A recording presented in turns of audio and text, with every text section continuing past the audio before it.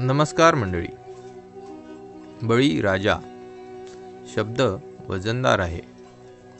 कुठल्या तरी साम्राज्याचा सम्राट असावा एवढा वजनदार. प्रत्यक्षात हा राजा बळी देण्यासाठीचा राजा आहे. मग याला राजा तरी का म्हणायचे? मी माझ्या प्रजेच्या पालनपोषणासाठी हौतात्म्य पत्करतो आहे असा त्याचा समज व्हावा म्हणून. या गैरसमजात गुंतवून ठेवून आपली मुरदाड शासन यंत्रणा आणि समाजव्यवस्था वर्षानुवर्षे लाखो शेतकऱ्यांचे बळी सातत्याने घेत आहे. या चक्रव्यूहाला भेदायचे असेल तर मार्ग शेतकऱ्यांनाच शोधावे लागतील. त्यातील एक मार्ग आहे पारंपरिक पिके सोडून पर्यायी पिकांचा शोध. या शोधात आम्हाला सापडले कल्पतृण बांबू. गवत वर्गात मोडणारा बांबू शेतकऱ्यांसाठी आणि ग्रामीण अर्थव्यवस्थेसाठी कसा वरदान ठरू शकतो याची झलक आता आपण पाहू.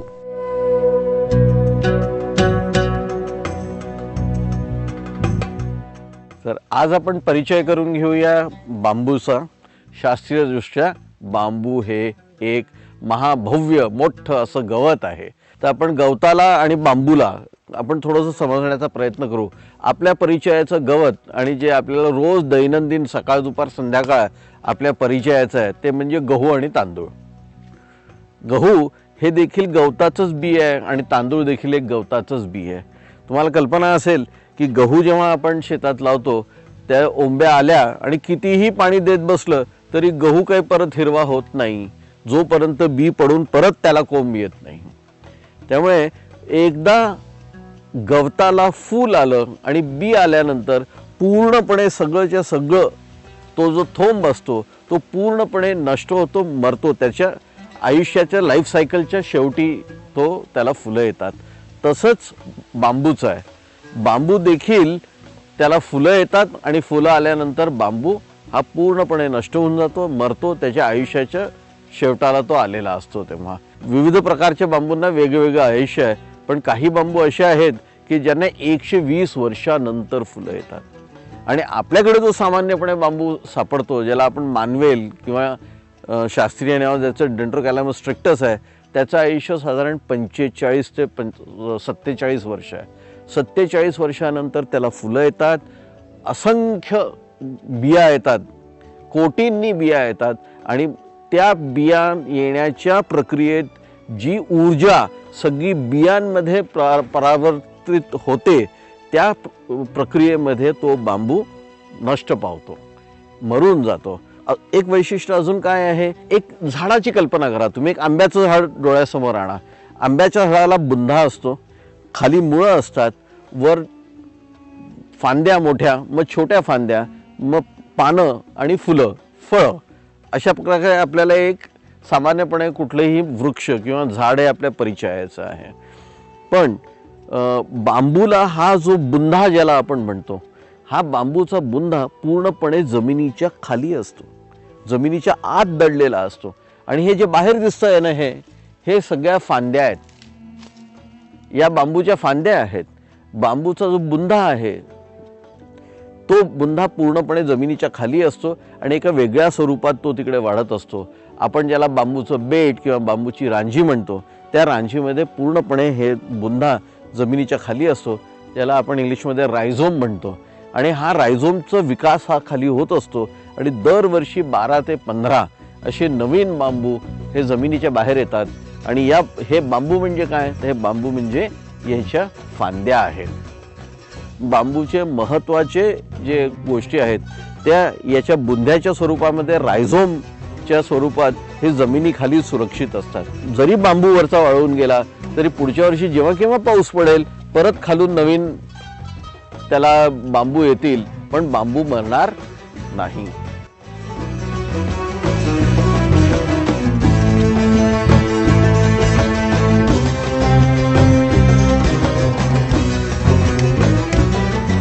जगात बांबूचे 300-350 पेक्षा जास्त प्रजाती आहेत.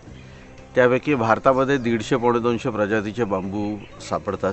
जगात सगळ्यात जास्त बांबूच्या प्रजाती सापडणारा देश हा चीन आहे आणि चीनच्या खालोखाल मग भारतामध्ये सगळ्यात जास्त बांबूच्या वेगवेगळ्या प्रजाती सापडतात.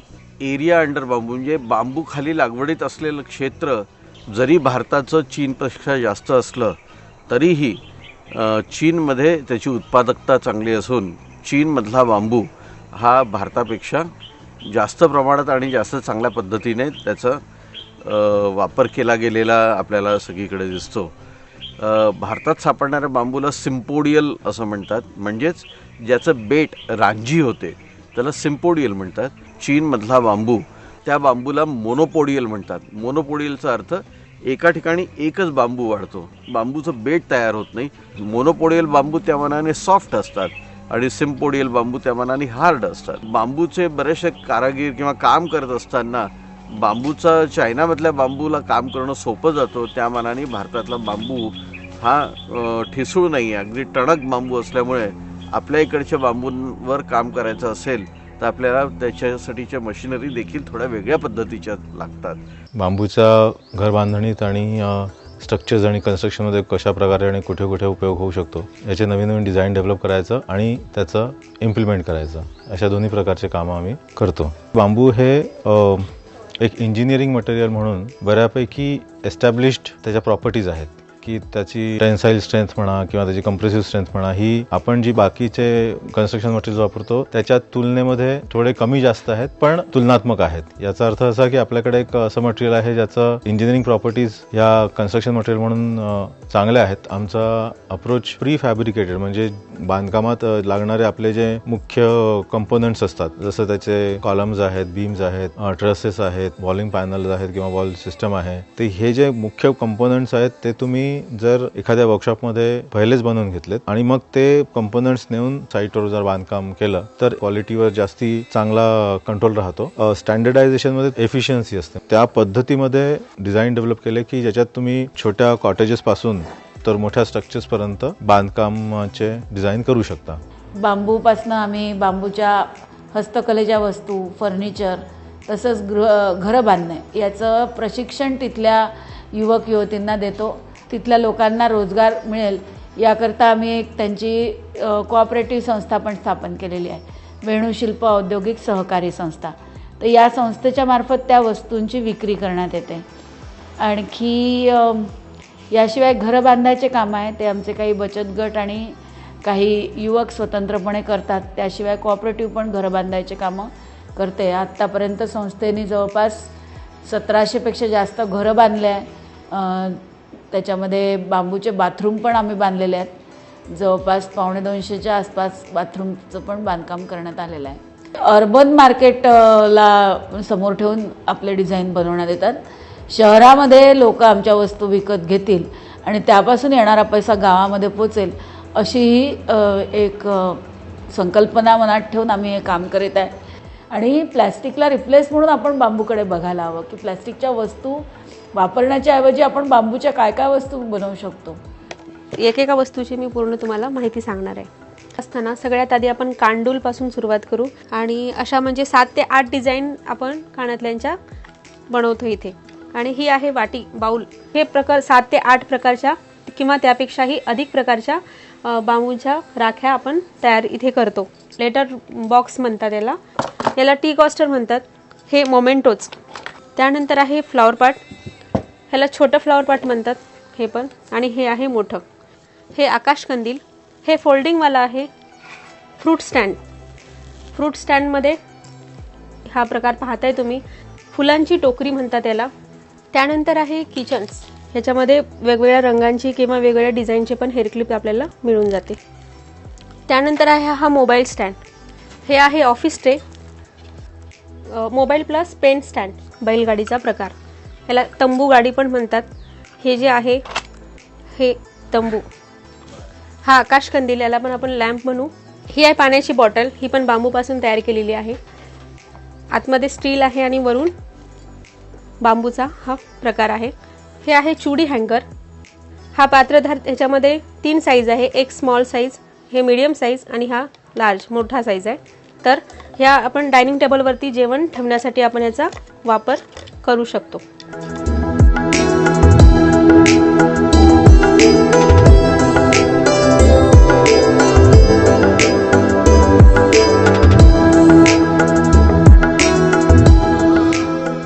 बांबूचा मोठ्या प्रमाणावर पारंपरिक उपयोग हा बांबूपासून पेपर आणि पल्प तयार करण्यासाठीचा आहे. आता नवीन काळामध्ये आणि नवीन जमान्यामध्ये बांबूचे मोठ्या प्रमाणावर आणि औद्योगिक पातळीवर याचा उपयोग आता सुरू झालेला आहे, ज्यात इंजिनियर्ड वूड किंवा बांबूपासून लाकूड तयार करायचं आणि त्या लाकडाचे मग विविध प्रकारे उपयोग केले जाऊ शकतील. की मोठे वृक्ष तोडले की ते वृक्ष परत तयार होण्यासाठी पुढचे 40 ते 60-65 वर्ष लागतात. त्या तुलनेने बांबू हा 4थ्या ते 5व्या वर्षी परिपक्व होतो आणि तो आपल्याला मोठं लाकूड तयार करायला कामी येतो. त्याच्यापासून आपण इंडस्ट्रीयल वूड किंवा औद्योगिक पातळीवर आपण लाकडाची निर्मिती करू शकतो. व मोठ्या प्रमाणावर बांबूचा वापर आजच्या तारखेला इथेनॉल, मिथेनॉल, बायो CNG याच्यासाठी देखील होऊ घातलेला आहे. अभी हम लोग बाम्बू की स्लैब के ऊपर चढ़े हैं और सीमेंट कंक्रीट का और बहुत सारा हम लोग स्लैब देखते हैं, पर बाम्बू का स्लैब हम लोग कभी नहीं देखे. और ये तो अभी इसकी स्लैब की ये तैयारी चल रही है और अभी से ही MSW हो गया, BSW के बच्चे हो गए, 40 से 50 बच्चे आके इसके ऊपर घूमते हैं, फोटो निकालते हैं और ये स्लैब देखने योग्य है. खेती करना है तो खेती करना है तो उसको जो पेरनी के लिए जो वस्तु लगेंगे वो भी बाम्बू के ही लगेंगे. खेती में जो बैल रहते हैं उसके मुंह को अगर बांधने के लिए कुछ जो टोकरी लगेंगी वो भी बाम्बू की रहती है. तो किसानों को बहुत गरज है बाम्बू की. घर में अगर वो मुर्गी के लिए एक टोकरी बनाना चाहेगा तो वो भी बाम्बू की बनेगी. उनके घर में भी पूरा बाम्बू का ही छत भी रहेगा, बाम्बू की ही दीवार रहेंगी, बाम्बू की ही भिंत रहेंगी. क्योंकि कहा जाता है कि पहले तो बच्चे की जो नाव होती थी ये बाम्बू की पट्टी से ही नाव काटी जाती थी. पहले कहा जाता है कि आदमी जन्म से लगाकर मृत्यु तक का बाम्बू ही आदमी का साथ देता है. आखिर जब आदमी की स्थिति आ जाती है उस टाइम में भी बाम्बू की ही सीढ़ी बना के हम उसको ऊपर लेके जाते हैं.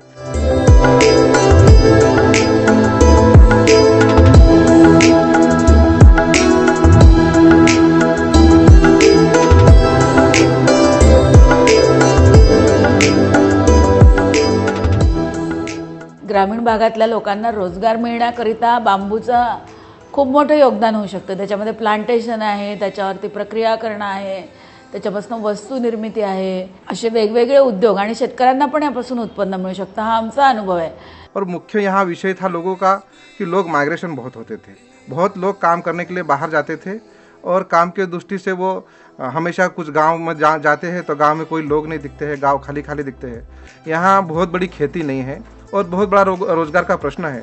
तो इनको महीने का पेमेंट ना करते हुए है बाजार की दृष्टि से हर हफ्ते में अगर कारागिर को पैसा मिला तो वो उस पैसे से वो लोग अपना बाजार कर सकते हैं और उनका साप्ताहिक जो रूटीन लगा है वो ठीक से चलता है. तर अशी आपल्याकडे 10 गावांमध्ये जवळपास आत्ताच्या कंडिशनला 370च्या जवळपासमध्ये आत्ता कारीगर आहेत आपले. याच्यामध्ये लोक आपल्या घरी काम करतात. कुठेही मोठी फॅक्टरी आपल्याला दिसणार नाही की एका ठिकाणी लोक बसून काम करतात.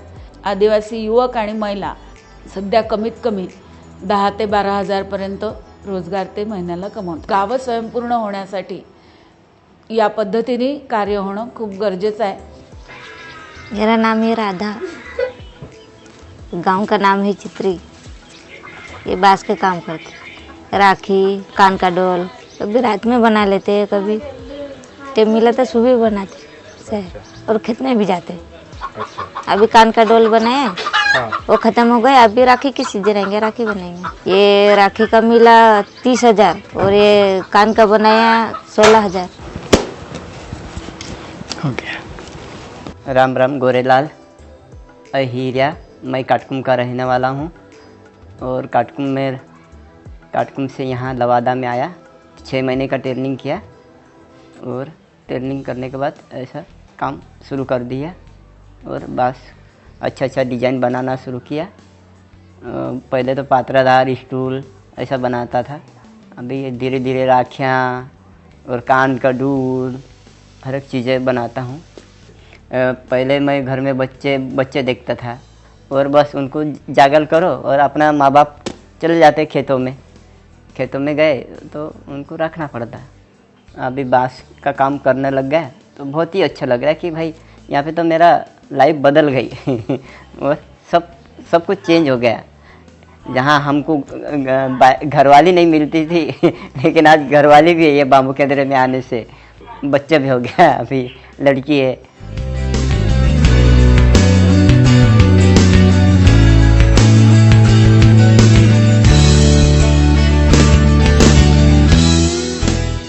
आपल्याकडे उन्हाळा अतिशय कडक असतो, झळा असतात, पाण्याचं प्रमाण आपल्याकडे कमी होऊन जातो. त्यामुळे साधारण अशा प्रजाती निवडाव्या आपण की ज्याचे पानाची आकार छोटा आणि पानाची जाडी कमी आहे. अशा प्रजातीचे बांबू जर का आपण निवडले तर आपल्या इथे तो बांबू चांगला येतो असा माझा अनुभव आहे आणि त्याची उत्पादकताही चांगली असते.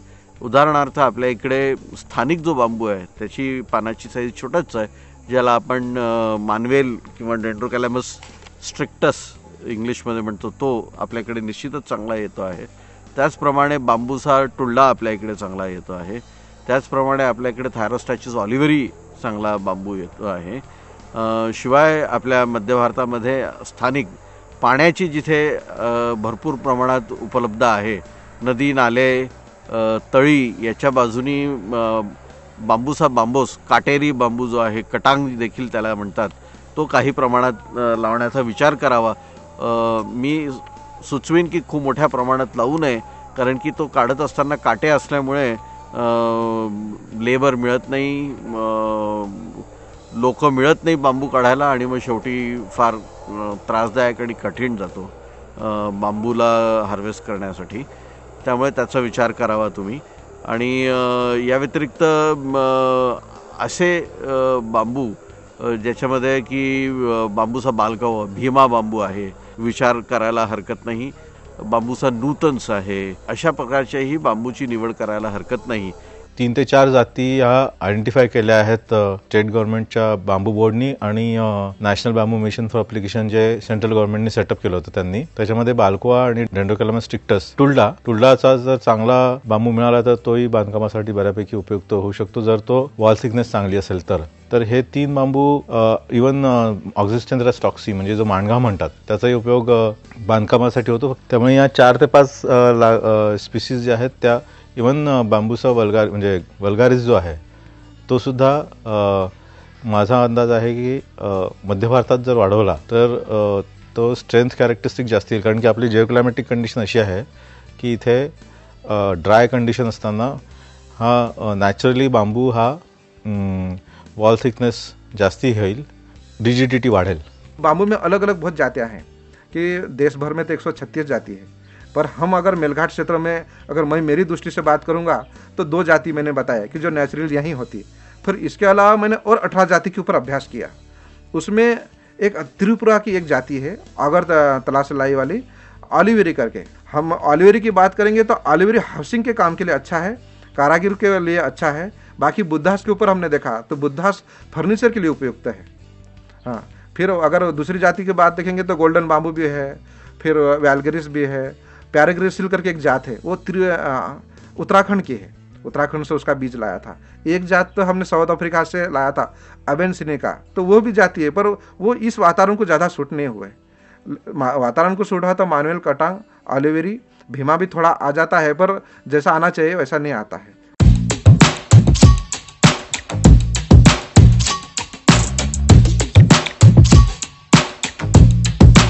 बीपासनं तयार केलेल्या रोपाला आपण ज्याचं शून्य वय माहिती आहे, शून्य वय कशाला म्हणू, बीपासनं सुरू झालेला रोप त्याला. पण बी व्यतिरिक्त इतर कितीतरी पद्धती आहे की ज्याच्यापासून रोपं तयार होतात आणि त्याच्यात बांबूची रांजीमधनं बांबूचा खालून त्याच्या आईपासनं बांबूला वेगळा करायचा आणि तो वेगळ्या ठिकाणी लागवड केली असता देखील बांबूची रोपं तयार केली जाऊ शकतात. त्याला रायझोम सेपरेशन असं म्हणतात. त्या व्यतिरिक्त ऊसाची जशी लागवड होते, ऊस जसा लावला जातो त्याच पद्धतीने बांबू देखील लावला जाऊ शकतो पेरांपासनं. पेरापासनं केलेल्या बांबूला त्याच्या जिथं पेर आपण घेतलेला आहे त्या बांबूच्या रांजीचं वय तो घेऊन येतो. त्यामुळे नवीन रोप तयार केलं म्हणजे त्याचं वय 0 झालं असं नसून त्याच्या कुठनं आणलेलं आहे त्याचं मटेरियल, म्हणजे त्याचं उगम जिथे आहे तेवढं वय तो रोप घेऊन आलेला असतो. त्याशिवाय बायनोडल कटिंगनी पण करता येतो. एक मोठ्या प्रमाणावर बांबूची लागवड जेव्हापासून सुरू झालेली आहे तेव्हापासून एक शास्त्र बांबूच्या रोपं तयार करण्याचं विकसित झालं आहे. आपण सगळेजण ओळखतो त्याला आपण टिश्यू कल्चर नावाने ओळखतो आपण. सर्वोत्तम बांबू जर कोणी म्हटलं तर तो बीपासून तयार झालेलं रोप यापेक्षा दुसरा चांगला पर्याय बांबूच्या रोपांचा नाही. त्यामुळे बांबूची रोपं जर बीपासून तयार झालेली मिळत असेल तर ती रोपं कधीही सोडू नये. ती सगळ्यात चांगली रोपं असतात, एवढं तुम्ही लक्षात ठेवा.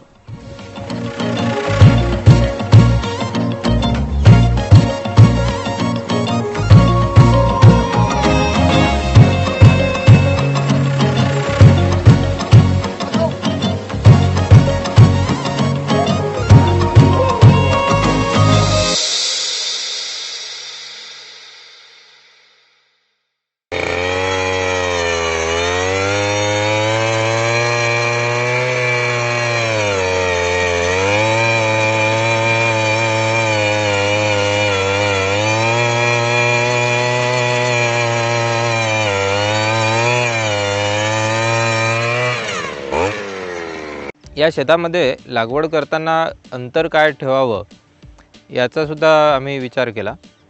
शासनाच्या सांगण्यानुसार 15 फूट बाय 15 फूट हे अंतर योग्य आहे.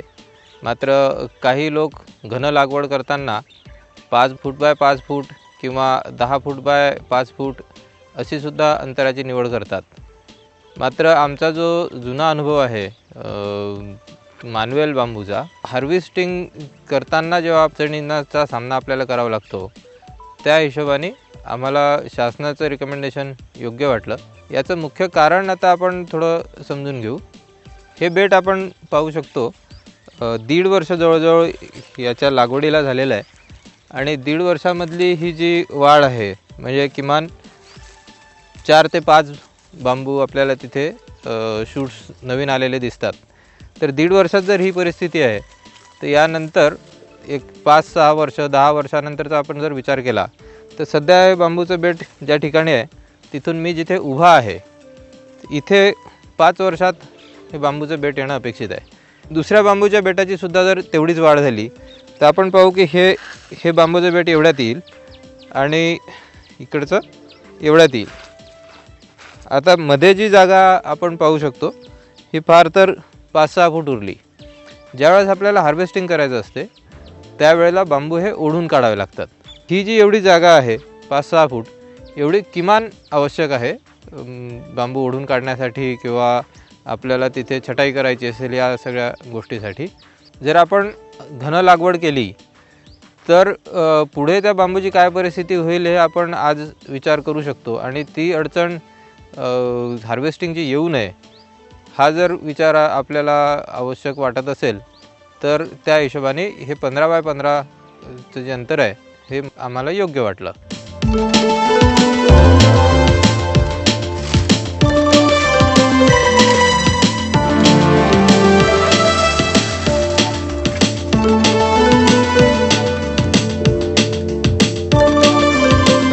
शास्त्रीयदृष्ट्या बांबू हा 3 ते 4 वर्षाचा असताना काढणं सगळ्यात योग्य असते. मात्र जेव्हा आपण हे प्रत्यक्षात करायला जातो त्यावेळेला मात्र आपल्याला प्रश्न पडतो की हा ओळखायचा कसा. 3 वर्षाचा बांबू कोणता, 4 वर्षाचा कोणता, 1 वर्षाचा, 2 वर्षाचा हे आपल्याला कळत नाही. आपल्याला काही ठोकताळे लक्षात घेणं महत्त्वाचं आहे की ज्या आधारे आपण कापत असताना हे ठरवू शकतो की ह्या बांबूचं वय किती आहे. मुख्यत्वे याची एकच परीक्षा आहे त्या बांबूचा रंग आणि त्याचं एक टेक्स्चर. कोवळा बांबू हा आपल्याला बघूनसुद्धा ओळखता येतो. कुठलाही भाजीपाला आपल्याला कोवळा कोणता आहे आणि जरड कोणता झालेला आहे, जुना कोणता झालेला आहे हे जसं नजरेने ओळखता येतं तशाचसारखं बांबूसुद्धा आपल्याला ओळखता येतं. थोडा सराव असणं आवश्यक आहे. हा जो बांबू आहे हा अगदी आपल्याला हिरवा कंच पोपटी रंग अशा प्रकारचा दिसतो आहे आणि याची जे हे बांबूचा कोंब निघत असताना जी शीत असते ही सुद्धा अजून तिथेच आहे आणि सध्या याचं वय साधारण 8 ते 9 महिने आपण अंदाजे धरू शकतो. या बांबूपेक्षा थोडा जास्त डार्क असा जर बांबू आपण इथे शोधायचा प्रयत्न केला तर हा दिसतो आहे. हा थोडा जास्त डार्क आहे, मात्र खूप जास्त नाही. याचे शीत जे आहे ते गळून पडलेलं आहे आणि थोडा त्याच्याकडे एक गर्दपणा यायला सुरुवात झाली आहे. हा दुसऱ्या वर्षीचा बांबू आहे. हा सुद्धा आपल्याला काढायचा नाही आहे, कारण याच्यामध्ये अजून मजबूती पुरेशी आलेली नाही. मग काढायचा कोणता? दुसऱ्या वर्षा पलीकडचे जे बांबू आहेत, जे तिसरा वर्ष सुरू झाला आहे किंवा 3 वर्ष पूर्ण झाले आहेत, बुरड कामासाठी किंवा इतर कामांसाठी आपल्याला 2 ते 3 वर्षाचा बांबू उपयोगाचा आहे, तो आपण कापू शकतो. हा एक डार्क असलेला हा बांबू नक्की आपण सांगू शकतो 2.5 ते पावणे 3 वर्ष आजच्या घडीला याला झालेले आहेत आणि हा आपण काढू शकतो. बांधकामासाठी जर आपल्याला बांबू हवा असेल तर मात्र 3 वर्ष पूर्ण होऊन त्याच्या पलीकडचाच बांबू आपल्याला कापणं आवश्यक आहे. तर यापेक्षा गर्द जो बांबू आहे तो आपल्याला इथे शोधता येईल. अशा प्रकारचा जो बांबू असेल जो बऱ्यापैकी डार्क आहे, नक्की त्याने 3 वर्ष पूर्ण केलेले आहेत असं आपण खात्रीलायकरित्या सांगू शकतो. एखादा बांबू बेटामध्ये जास्त काळ राहिला तर काय होतं हे याचं एक उदाहरण आहे. आजूबाजूच्या 2-3 बांबूंची जर तुलना केली तर हा बांबू ओळखायला येतो की बराच जास्त जुना आहे. हा बांबू वरपासून खाली वाळत चाललेला आहे. एखाद वर्षामध्ये हा पूर्ण बांबू वाळेल. हा या आधीच इथून काढणं आवश्यक होतं, नजर चुकीने तो राहून गेलेला आहे. बांबू कापत असताना आणखी एक काळजी घेणं गरजेचं आहे. तो कधीच अगदी बुडातून असा काढू नये. साधारणपणे 2 पेरं सोडून तिसऱ्या पेरामध्ये हा बांबू कापला जावा. यामागचं कारण हे आहे, इथून दरवर्षी पावसाळ्याचं पाणी जात राहील आणि इथून ही सड जर खाली गेली रायझोमपर्यंत तर हे पूर्ण बेट एका वेळी सडू शकतं. असं आमच्या सोबत घडलेलं आहे. काही बांबू काढताना चुका झाल्या आणि तिथून ते बांबूचं बेट पूर्णपणे सडलं. एकदम सगळे बांबू काढून टाकले. आता इथे काय होईल? या पावसाळ्यामध्ये एवढ्याच आकाराचे नवीन बांबूचे कोंब आलेले आपल्याला दिसतील का? तर याचं उत्तर पूर्णपणे नाही असं आहे. कारण इथे आता एकही बांबू या बेटात शिल्लक नाही आणि बांबूच नाही तर त्याला पानं पण नाही. अन्ननिर्मितीची प्रक्रिया ही सगळी पानामध्ये होते. अन्न साठवण्याची प्रक्रिया ही त्याच्या रायझोममध्ये जमिनीच्या खाली होत असते. जर अन्ननिर्मितीची प्रक्रिया थांबली तर पुढच्या वर्षीच्या कोंब काढण्यासाठीची जी ताकद जमा असायला पाहिजे रायझोममध्ये ती असणारच नाही. मग बांबू काय करेल? तर बांबू आधी इथेच आपले छोटे छोटे फुटवे काढेल, त्या फुटव्यांना पानं काढेल आणि त्याच्या आधारे परत आपला अन्नसंचय करण्याची प्रक्रिया सुरू करेल. मग हळूहळू छोटे बांबू, मग मोठे बांबू, हे जे आपण बांबूची लागवड केली होती सुरुवातीला तेव्हा जी प्रक्रिया होती तीच प्रक्रिया परत पुढच्या 3-4 वर्ष चालू राहील आणि मग आपल्याला एक चांगल्या साईजचा बांबू मिळेल. या सगळ्यामध्ये खूप वेळ जातो आणि त्यामुळे बांबूचं पीक परवडत नाही असा सुद्धा शेतकऱ्यांचा समज होतो. बांबू शेतीमधले हे बारकावे आपण लक्षात घेणं अतिशय गरजेचं आहे. अन्यथा बांबू लावला पण अजिबातच परवडत नाही असं म्हणून मग एक 8 ते 10 वर्षानंतर सगळी बांबूची लागवड खोदून काढण्याची पाळीसुद्धा आपल्यावर येऊ शकते.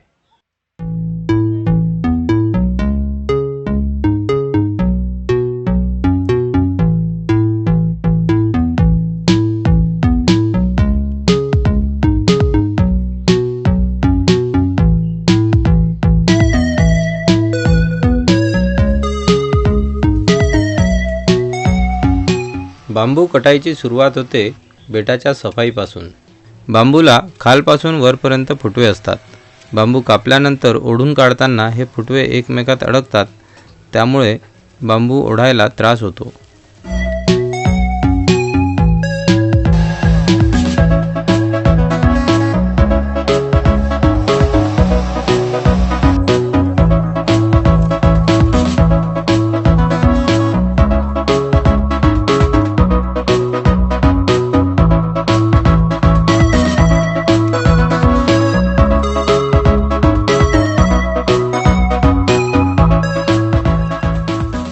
बांबू कापण्यासाठीच्या अवजारांचा प्रवास साध्या आरीपासून सुरू होऊन चेनसॉपर्यंत पोचला आहे. लाकडासाठी वापरण्यात येणाऱ्या चेनपेक्षा वेगळी चेन बांबूसाठी वापरावी लागते. या चेनला दाते जास्त असतात.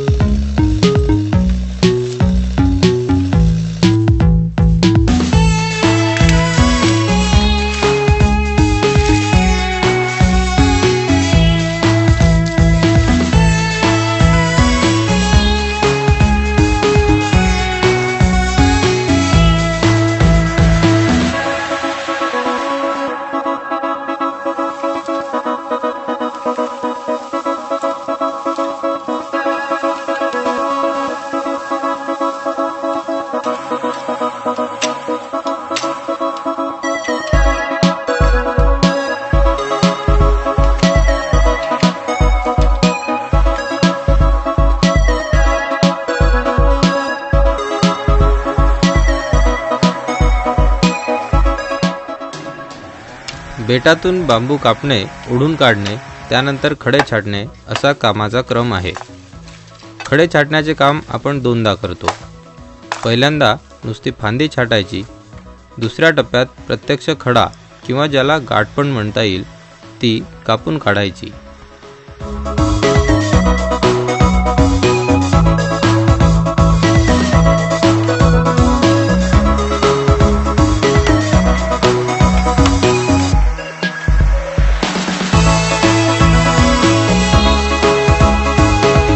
पहिल्या टप्प्यातले खडे काढून झाले की बांबूचे ढीग लावून आपल्याला हव्या त्या लांबीचे बांबूचे तुकडे करणे आवश्यक असते. यामुळे पुढील टप्प्यांवरील बांबूची हाताळणी सोपी होते.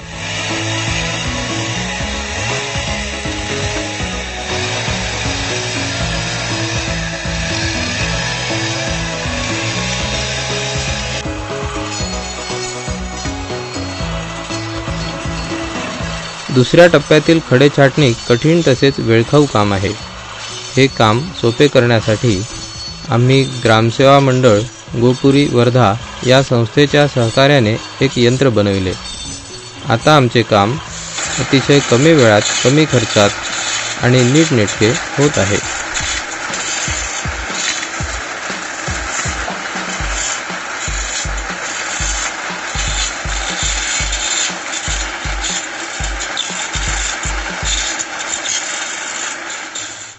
या पुढचा आणि शेवटचा टप्पा आहे गठ्ठे बांधणी. आपल्याला हव्या असलेल्या संख्येत गठ्ठे बांधून त्याचा ढीग लावला की बांबू विक्रीसाठी झाला तयार.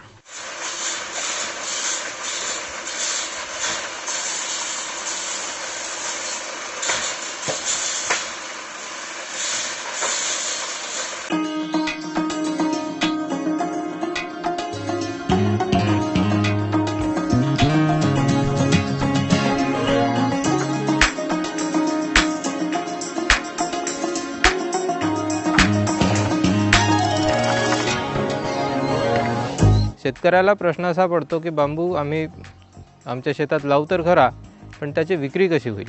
ग्रामीण जीवनामध्ये दैनंदिन आयुष्यात आपल्याला बांबूचा उपयोग आढळून येतो, पण जर योग्य प्रकारचा बांबू योग्य ठिकाणी उपलब्ध करून दिला तर त्याला मार्केट अगदी आपल्या स्वतःच्या गावापासूनच सुरू होतं.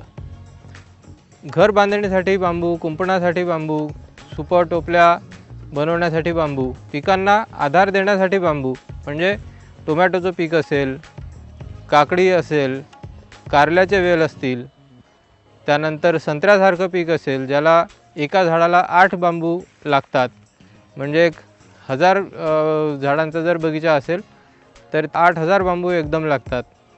अशा प्रकारचे विविध उपयोग बांबूचे आपल्या आसपास सध्या आपल्याला पाहायला मिळतात. या सगळ्यांना आपण योग्य भावामध्ये आणि योग्य प्रतीचा बांबू, म्हणजे योग्य प्रतीमध्ये विषय सांगण्यासारखा मुद्दा आहे की जसं आपण आधी बघितलं बांबू काढायला सोपा जातो म्हणून पूर्णच्या पूर्ण बेट काढून टाकलं जातं. कोवळा आणि परिपक्व बांबू एकत्रित शेतकऱ्याला विकला जातो तेव्हा त्याचंसुद्धा मोठं नुकसान होतं, कारण हा कोवळा बांबू लवकर तुटतो आणि सडतोसुद्धा. मग खात्रीलायक आपण जर बांबू उपलब्ध करून दिला की जो परिपक्व झालेलाच आहे, तर आपल्याला स्थानिक बाजारपेठसुद्धा उपलब्ध होऊ शकते. चांगला पर्याय जेव्हा लोकांना मिळाला त्यावेळेला मोठ्या प्रमाणात घर बांधणीसाठी बांबू आपल्या इथून जायला लागला. टोमॅटोचा आधार देण्यासाठी बांबू जायला लागला आणि मोठ्या प्रमाणात हा संत्र्याला आधार देण्यासाठी बांबूची विक्री आपल्या इथून होते. आपण वेगवेगळ्या सायझेसमध्ये बांबू कापून ठेवतो. साधारणपणे 12 फूट 15 फूट असा बांबूचा तुकडा हा संत्र्याला आधार देण्यासाठी जातो. 8 ते 10 फुटाचा बांबू हा टोमॅटोला आधार देण्यासाठी जातो आणि संत्र्याच्या फळं तोडण्यासाठी शिड्या बनवण्यासाठी बांबू मोठ्या प्रमाणात लागतो आणि ह्या बांबूला सगळ्यात जास्त किंमत असते. त्यानंतरचा उपयोग आहे बुरड कामासाठी. त्यांचे स्वतःचे क्रायटेरिया असतात की हा बांबू आमच्यासाठी योग्य आहे, हा नाही आहे. आणि अनेकदा असं होतं की त्यांनी जिथे कुठे व्यापाऱ्याकडे जातील किंवा इतर ठिकाणून विकत आणण्याचा प्रयत्न करतील तर तिथे त्यांना निवडण्याचं स्वातंत्र्य नाही राहत आणि त्यामुळे मग काही बांबू उपयोगाचे, काही नाही उपयोगाचे असे सुद्धा त्यांना आणावे लागतात. आपण त्यांना पूर्ण स्वातंत्र्य देतो. तुम्हाला जो बांबू हवा आहे तो आम्ही बेटातून काढून देऊ. त्यामुळे तीसुद्धा मागणी आपल्याकडे बऱ्याच मोठ्या प्रमाणामध्ये असते. बांबू पिकामध्ये सगळ्यात मोठा जो फायदा आहे तो बांबू पिकाचे भाव खूप जास्त खालीवर होत नाहीत. 15 फुटी बांबू हा 55 ते 60 रुपये प्रति नग या दराने विकतो. यामध्ये कोणाला अगदी सरळ हवा असेल, खूप निवडून हवा असेल तर आपण त्याच्यापेक्षा जास्तसुद्धा भाव घेतो. मात्र एक सरासरी हा भाव सध्या सुरू आहे 2023मध्ये म्हणता येईल. 12 फुटीचा भाव हा 45 ते 50 रुपयाच्या आसपास राहतो. संत्र्याला आधार देण्यासाठी साधारणपणे हा साईज जास्त चालतो. त्यानंतर टोमॅटोचा भाव जो आहे तो 8 ते 10 फुटाचा जो आपण म्हटला हा 20 ते 25 रुपयाच्या रेंजमध्ये हा सुद्धा बांबू उपलब्ध होतो.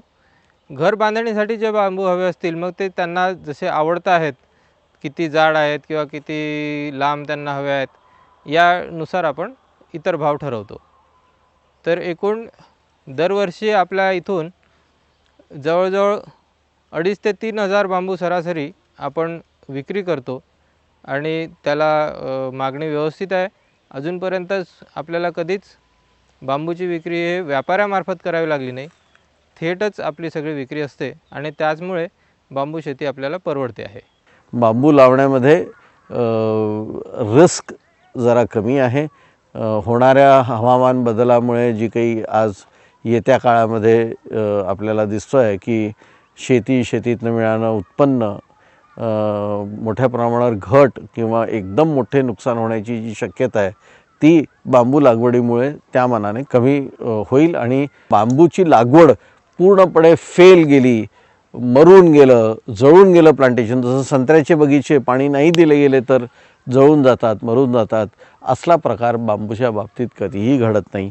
पुढच्या वर्षी पाणी आलं, पाऊस पडल्याबरोबर लगेच सगळ्या गोष्टींना हिरवं पाने येतील, खालून नवीन शूट्स येतील, नवीन कोंब येतील, नवीन बांबू येतील आणि प्लांटेशन नुकसानीत येणार नाही एवढं नक्कीच. त्यामुळे हा निश्चित विचार सगळ्यांनी करावा असं माझं.